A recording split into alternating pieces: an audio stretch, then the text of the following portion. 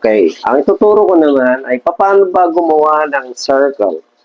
So, sa exercise na to, ay pag-aaralan natin paano gumawa ng bilog. So, it's not really perfect circle, pero at least malapit siya sa circle. So, usually, ang technique ng iba ay gumagawa muna sila ng cross. Square muna yan. Pagkatapos ay sisimulan dito. Pero para sa akin, ang technique lang namin dyan ay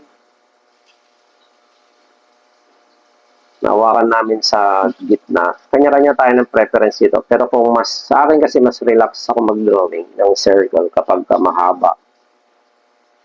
Yung nasa gitna yung hawak ko ng pencil. Mas nakokontrol ko siya. Ayan. Gawin ninyo ng paulit-ulit. Gawin ninyo ng paulit-ulit. Magaan lang na magaan. Ayan.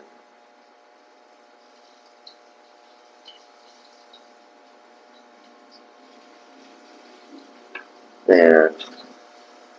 Hold your breath. Hayaan nyo lang yung pencil na parang usa siyang, parang ginaguide lang ninyo. So, palaki ng palaki yung circle na gagawin.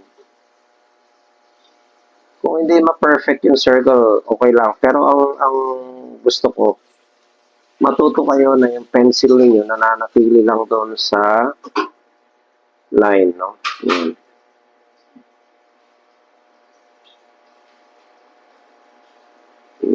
Yan. Yan. Hanggang makuha ninyo yung circle.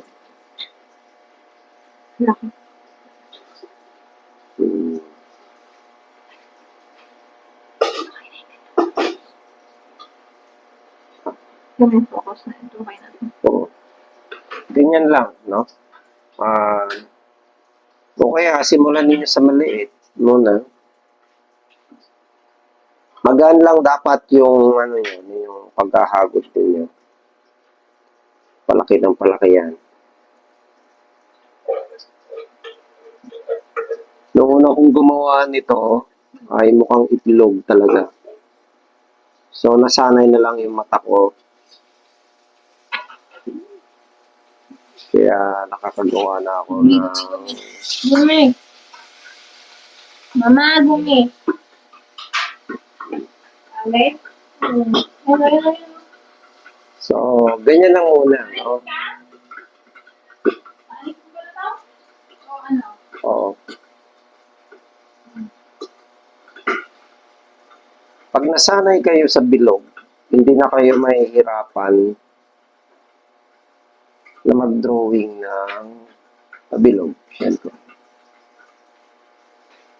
Pero ang mahalaga nito, dapat ay magaan lang muna yung... Tapos, nag-stay lang siya doon sa mga lines. Hindi kayo lumalabas gaan. Okay? So, yung last na exercise, kasama nito, ay yung tinatawag namin na staying on the road.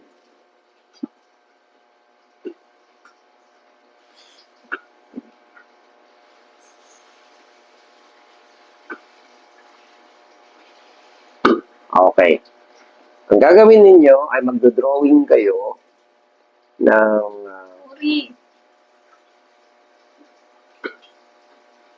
anong shape na gusto ninyo.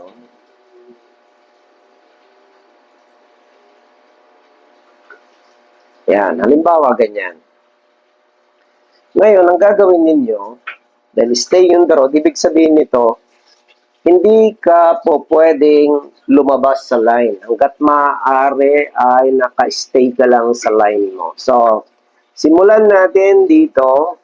Halimbawa, dito yung sasakyan ninyo. Ayan. Susundan mo siya muna, no? Ayan. Pare-parehas ang pressure niyan. Huwag kayong gaanong lalabas. Ang itinuturo nito ay paano kontrolin ang inyong pulso. Ayan, pabilis ng pabilis. Kung halimbawa malumagpas kayo ng konti, kagaya okay lang yan. Ang mahalaga, hindi kayo nauulog gaano sa line. Ayan.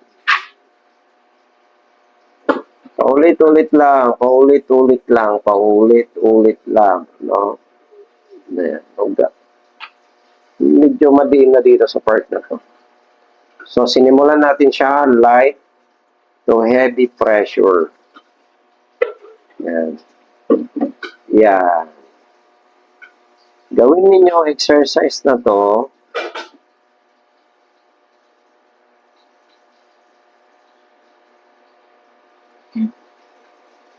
Yan. So, bakit ko pinapagawa yan?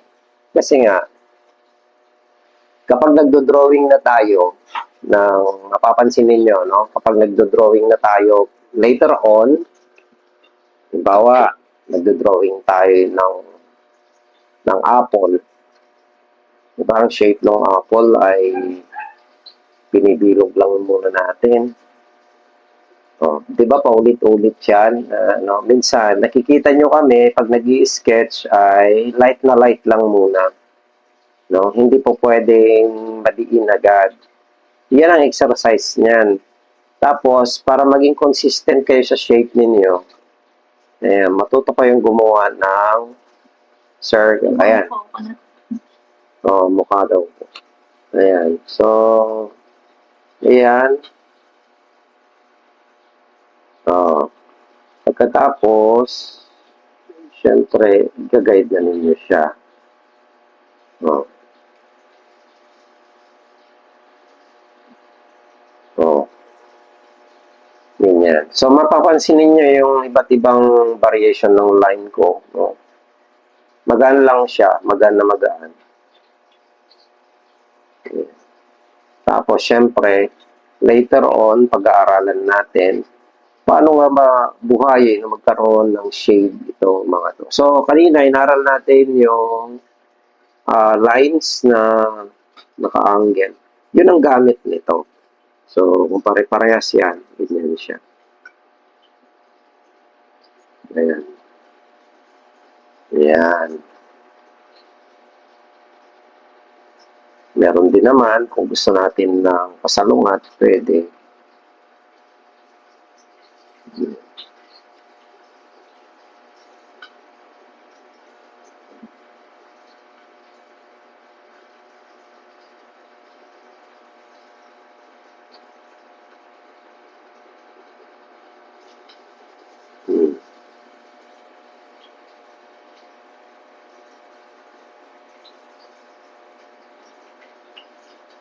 Ayan.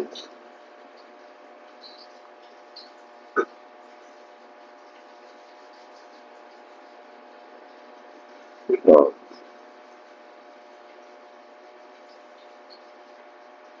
Dito, heavy siya.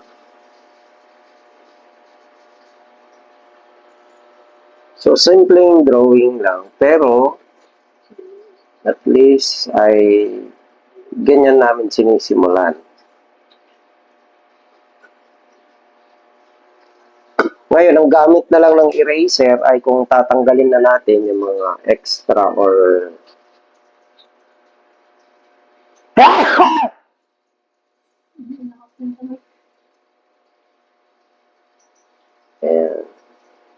oh, walang gaano bura.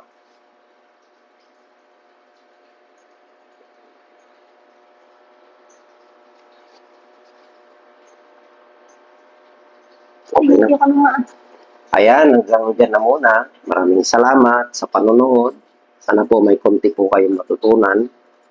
At kung may tanong po kayo ay pwede po kayo mag-comment below. Don't forget to like and subscribe to my channel for more tutorial videos. Pindutin na rin ang notification bell button.